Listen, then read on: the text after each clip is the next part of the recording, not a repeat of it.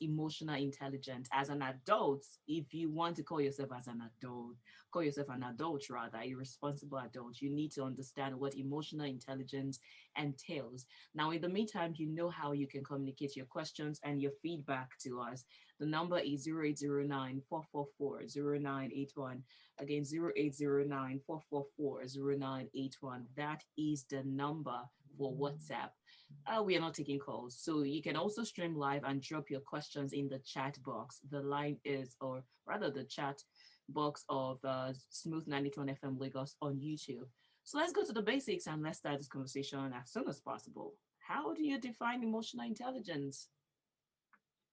I think it's simple. If you take the two words, emotional and intelligence, and you merge them together, it's just being intelligent about the emotions of another person. But then, yeah.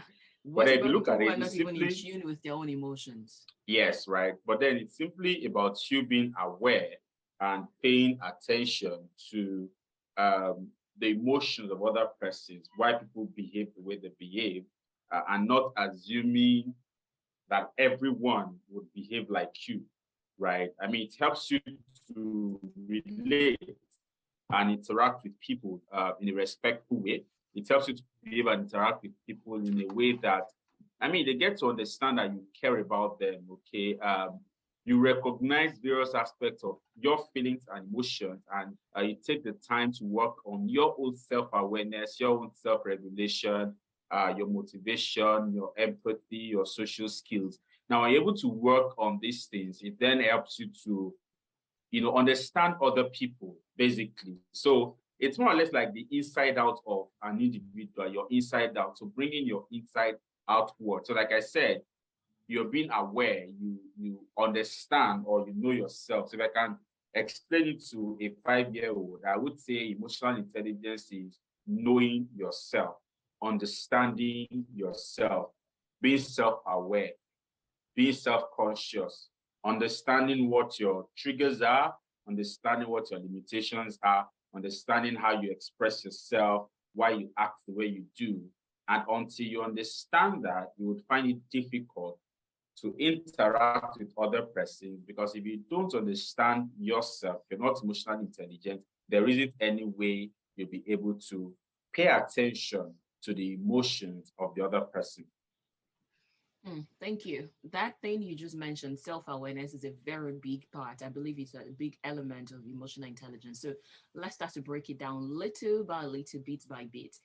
How do you embark on the journey of self-awareness? That's a I very know. big question, because you can approach it in different ways, right? And from different routes. Sometimes people become aware after a crisis, right? Sometimes people become aware just by sitting down and checking patterns, right? But the truth of the matter is you become aware as you try to create an identity for yourself, right? You become aware as you sit down to say, you know what, why do I do these things that I do? Why do I behave or react or speak the way that I do? For example, you may realize that you speak in a certain way when you're with certain people. But then you realize that, or you sit down and ask yourself, so why do I do this? Perhaps, and most times, there's an intricate part of you that either questions your person, all right, that questions your person, or that questions who or what you really are. Okay, so being self-aware is about saying, look, this is what I am made of. These things form my being, right? Every fiber of my being is made up of this. I am confident because I realize I'm able to do these things even when there is no support, or even when everyone thinks that's not the way to go, but I'm sure that this is exactly what I want to do. All right. You're able to tell yourself that when I do this, this is what happens to me. So it's either I keep doing this and damn the consequences, or I change the way I do these things. You just simply understand where you stand, where you sit, and how things affect or the impact that things have on you. And the truth of the matter is, if you're not self-aware, you can't even live a good life as a person, not to talk of with other persons, because your life will be haphazard. I mean, things will happen and you not just swallow them, client and sinker, or you're crying about them. Okay. But then, like I said, sometimes challenges come your way. You encounter tough times and they take you on a journey of self-awareness. But then some people are lucky or fortunate that they become self-aware irrespective of a trauma, irrespective of a hurdle that they face. You know, they just grew up in that environment where affirmative words are said to them. People tell them how smart they are, how beautiful, how intelligent they are, and they really do not need anyone to motivate them or to inspire them. And so they grow up, you know, accepting themselves for who they are, being self-aware. Whereas for some person, maybe they were even maybe not they didn't know themselves until they were 30 years of age, you know, because all their lives been bumpy and bumpy and bumpy, you know, or they are lived in an environment where nobody said anything good about them, you know, until one day they realize that boom, man, I've been living my life on an edge all this while. So this is why this happens, you know, and then they begin that journey of self-awareness. But I would like to say, as I wrap up on that question, that self-awareness is a journey, right? Because as you grow older, a whole lot of things happen and then you begin to discover yourself. You truly do not discover yourself um, in a space of 10, 20, 30 years, because some experiences, right, haven't occurred when you were 10, when you were 20, when you were 30, right? Something would hit you when you're 40 and then realize that, okay, so this happens, and then you begin to adjust. So it's a journey, right, that everyone will travel through. Some start earlier than others, some start later than others. But as you travel on the journey of life, self-awareness begins and continues until the day you finally quit your life or your life quits you. Mm, that sounds dark. Don't mind me. While you muse on that, let's take a breather and bet this talk is even smoother. That's why you have to stay tuned. We are talking about you as an adult, as an individual, because I believe, can children be emotionally aware or intelligent? Sorry, I didn't get that. I said I was saying that one of the reasons they need to stay tuned is because, of course, as an adult you need to be emotionally intelligent. And the question popped up in my mind: can children be emotionally intelligent? Of course, they can. I mean, if you Can if they you be if you self-aware? yeah, if you live with these new generational kids, you'll be amazed at the kind of conversations, the kind of questions that they ask you, Mm. because the kind of system or the kind of teachings that they receive, the kind of content that they consume, right? I mean, for those who take in intelligent content, it helps them ask questions, and that's what the journey to self-awareness does. It forces you to ask questions: why, how, what if, why not, you know, and a host of other things. So if you relate with them and children born in this era of 2000s, you'd be amazed at the things. I mean, I was on a trip one day with a friend of mine who had a niece with us, and they were just talking normally, and she was like, "Why are you shy?" And I mean, we need to ask, like, where did that come from? You know, and so because of the things that they consume, right, and the kind of conversations that they hear adults have, they begin to question a whole lot of things. And that is where their journey of emotional intelligence and self-awareness. And then they're teaching them things like 5 magic words: please, excuse me, sorry, thank you, and the last one, pardon me. And so you're telling a 5-year-old child, bring that thing for me, and she's telling you, you've not said the word. And like, what word? Like, you've not said the magic word because you've not said please. All right. And then you say, please, could you? And they're like, please bring that. And I know that's how to say it. Please, could you help me? Like, you should ask for help. Right. And then when you're finally giving the stuff you asked him or her to bring, there's that question of, so what do you say? The child is expecting a thank you, you know. So that journey of self-awareness and emotional intelligence is starting faster than it started for those who are in their 20s and 30s. And you realize that even this is coming into the workplace, all right, where we hear things like Gen Z, the millennials, there's that battle for supremacy, there's that battle for respect. Okay, where one generation will tell you that I'm the adult here, I'm the older one here, you should respect me. And the other will tell you that respect is reciprocal. You respect me and I respect you.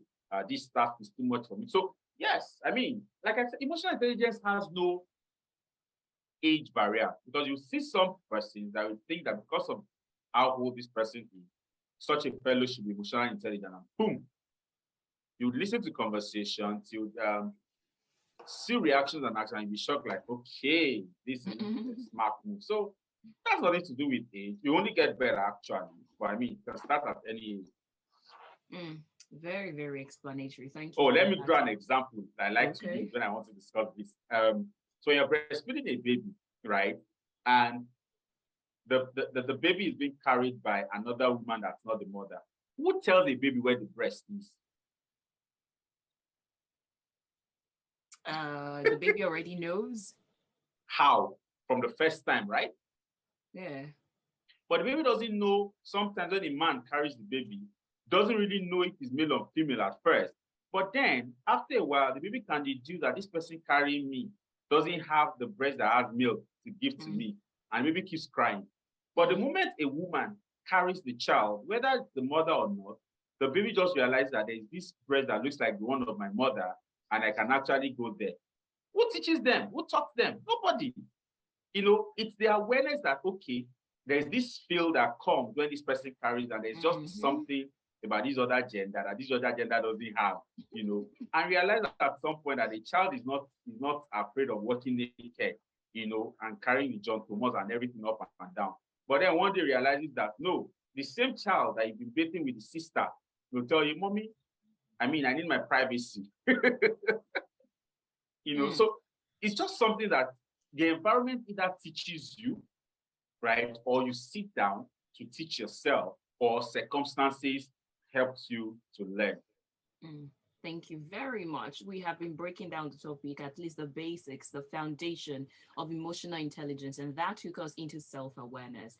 And the topic for today's office journal is emotional intelligence in the workplace. Yes, I know you're already twitching and waiting. What about the workplace part? But if you're already listening, you can figure part of it in there. But before we go into that, my guest is Toluse Francis, and he is a life and mental health coach. Now, that said, you can send your thought and contribution to WhatsApp 0809-444-0981. I do have a very interesting question, though. Now, we have been talking about self-awareness. Everything that has an advantage has a disadvantage. So what are the disadvantages of self-awareness? I can either confirm or deny. I don't say something and then my guys at the top will say something else. I am not of the opinion that there is a disadvantage to emotional intelligence or self-awareness. But what I would like to say is it could be misused, or it could make you become very spooky, like I use that word. So you may become very suspicious of everything. You may become very suspicious of everything around you just because you're emotionally alert, you're emotionally smart. You may become very suspicious of every move. And then when people do things, it's very easy for you to assume that this is what they are doing, or this is what they are trying to do, or they are trying to say. So you must also tread with caution. You must remind yourself that there is a place of discernment, right, when it comes to emotional intelligence or self-awareness. It is not everything that you, what word can I use? It's not everything that you act upon. There's a time to speak, there's a time to keep quiet, right? There's a time to ask questions, and there's a time to refrain from asking questions. So it's one of the things that you're expected to learn, or they're expected to grow to learn on the journey of what we call EQ, which is emotional intelligence, and on the journey of self-awareness. That look, the fact that I know something, or the fact that something is happening, doesn't mean that I need to talk about it every time. So I wouldn't call it a disadvantage. I would say it has its side where wisdom needs to be applied in the usage or in the application of self-awareness and emotional intelligence. And again, you may not learn this quickly, right? You might end up learning this in a subtle way, or maybe when you goof and you are corrected, and like, okay, so this is how it works on this journey. So yeah, I would see that as an advantage actually. Thank you. So going further, according to Daniel Goleman, one of the American psychologists that helped to popularize this emotional He's the father. intelligence gospel, according to him, aside self-awareness, you have self-regulation, you have motivation, you have empathy, you have social skills. So let's touch on that while we now fix in the workplace. So if you look at those things that you highlighted, so look at it this way. You have a tree.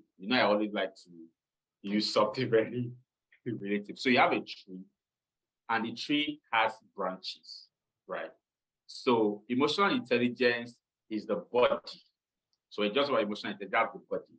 Empathy, self-awareness, and all of that form the branches of emotional intelligence. Now, it is the right application of those branches. Okay, no, let me not divert. It is the right intake of the right nutrients from the branches or the leaves that gives the tree its nutrients. Now, as the tree takes the nutrients in, either from the sun or from the soil, it ends up giving a robust plant.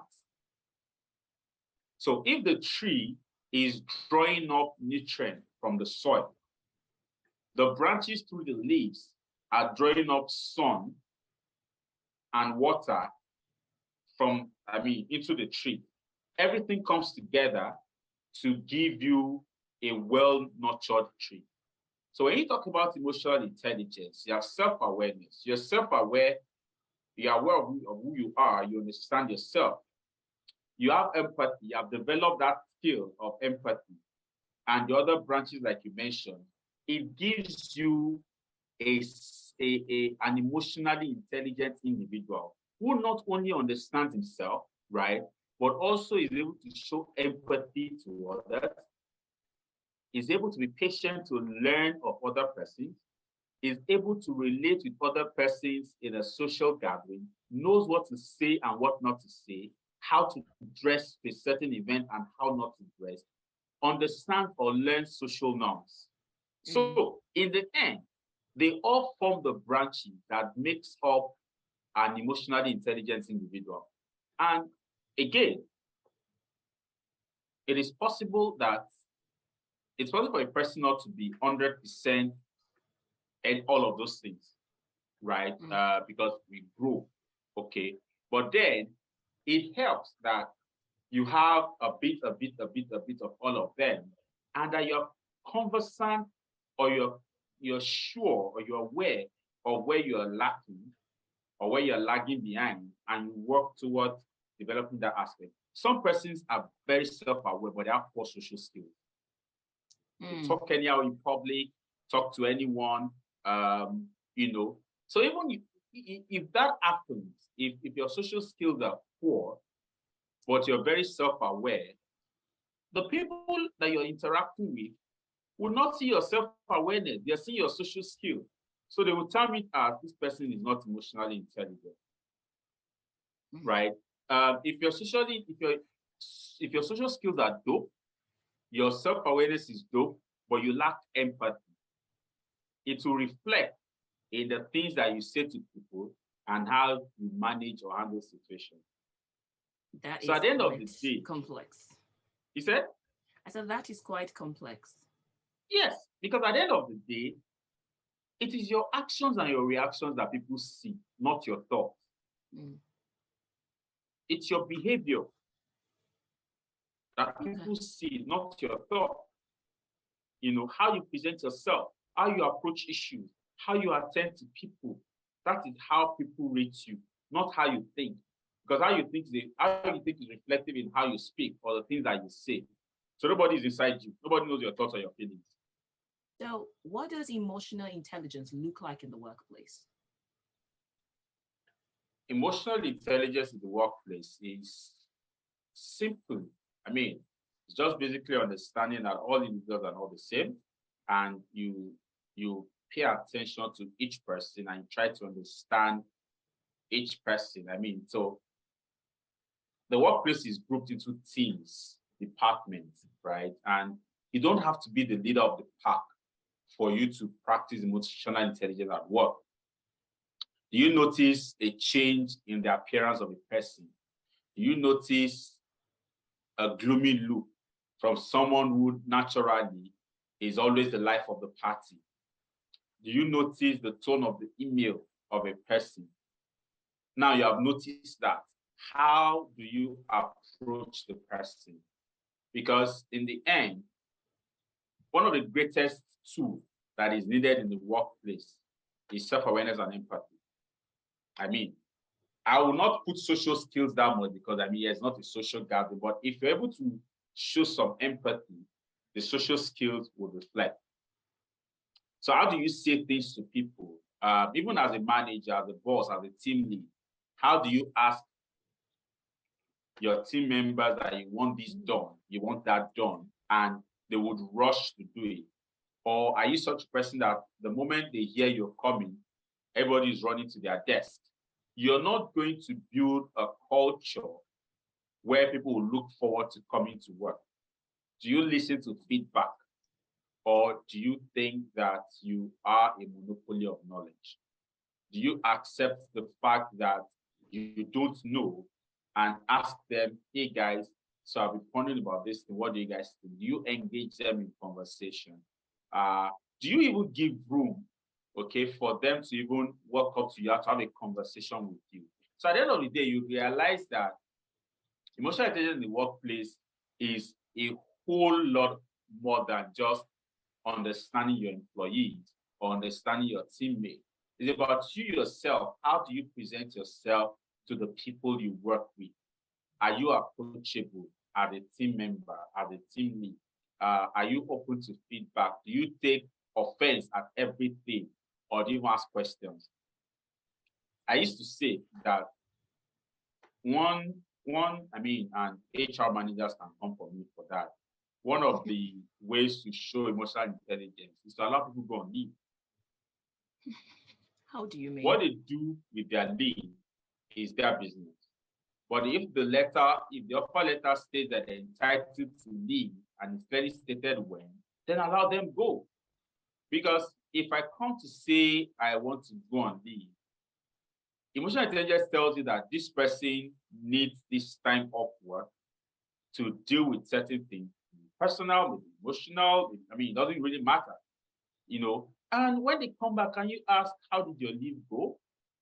Hope you rested. Hope you had fun. Hope it was worth it, right? It shows that you care. Emotional intelligence is not selfish, but it's also not extravagant. Boundaries. Yeah, it's not selfish. It's just not extravagant. So you're looking out for yourself while you're looking out for someone. You don't neglect yourself in the name of you want to care or show empathy towards someone. You don't expect an organization to be emotionally intelligent at the detriment of the work. I was having a conversation with an HR manager, and I saw one tweet where they said someone came back from leave pregnant, from maternity leave pregnant, and I was asking her, so would you deny this person maternity leave again? And she shared something. She was like, that's why there's got to be a handbook that stipulates how this thing. Because if you go on mat leave and you come back pregnant and you're expecting the organization to be emotionally intelligent, is it my fault that I got pregnant? Hello? I can't even wrap my head around that. What happened? Who does the work? Who does the work while you're away? So the company comes to say, you know what, no problem. We'll give you the mat leave, but you're not going to be paid for it.